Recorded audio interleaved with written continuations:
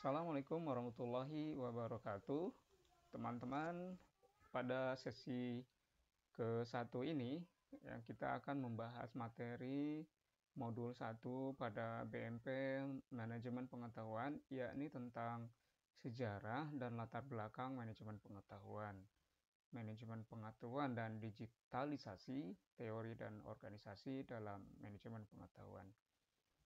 Eh, Teman-teman sekalian, dalam era globalisasi dan perkembangan teknologi informasi yang pesat, pengetahuan telah menjadi salah satu aset strategis bagi organisasi maupun individu.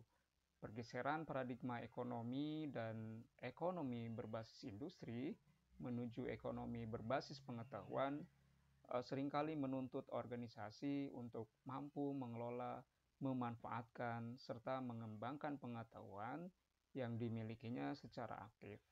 Oleh karena itu, muncul kebutuhan akan suatu pendekatan yang sistematis untuk mengelola pengetahuan tersebut yang dikenal dengan istilah manajemen pengetahuan atau knowledge management.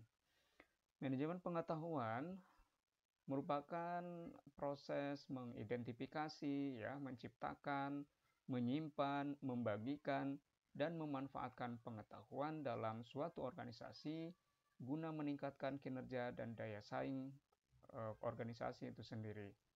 Kemudian lahirnya konsep ini didorong oleh kesadaran bahwa sumber daya tradisional seperti modal, tenaga kerja, dan bahan baku tidak lagi menjadi faktor utama penentu keberhasilan organisasi.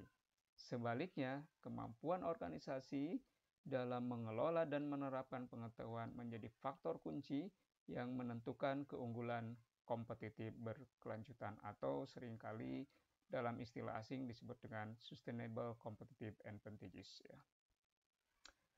Selain itu, perkembangan teknologi informasi dan komunikasi atau TIK berperan besar dalam mempercepat distribusi pengetahuan. Organisasi kini dapat dengan mudah menyimpan, mengakses, dan berbagi informasi lintas waktu dan tempat tanpa dibatasi waktu dan tempat. Namun, kemudian kemudahan tersebut juga menimbulkan tantangan baru, seperti misalnya bagaimana memastikan bahwa pengetahuan yang dikelola itu masih relevan, kemudian akurat, dan dapat diterapkan secara efektif dalam pengambilan keputusan. Nah, rekan-rekan sekalian, tentu saya tidak bisa menjelaskan secara panjang lebar tentang topik pada sesi 1 ini. Secara lebih lengkap, materi tutorial tersebut dapat saudara pelajari pada buku materi pokok manajemen pengetahuan atau dengan kode EMBS 4319 modul 1 kegiatan belajar 1, 2, dan 3. Anda juga bisa mengakses pada ruang baca virtual Universitas Terbuka. Teman-teman mahasiswa, pada kesempatan ini kami juga mengingatkan kepada para mahasiswa bahwa penilaian kegiatan tuton sesi pertama diambil dari kehadiran mahasiswa dan aktivitas mahasiswa dalam menjawab soal diskusi pada forum diskusi.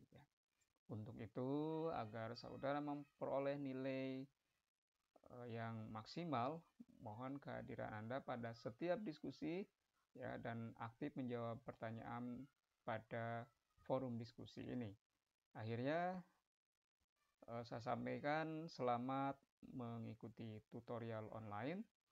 Semoga kegiatan pembelajaran ini sukses dan keberhasilan dapat kita raih bersama-sama. Terima kasih atas perhatian Anda. Wassalamualaikum warahmatullahi wabarakatuh.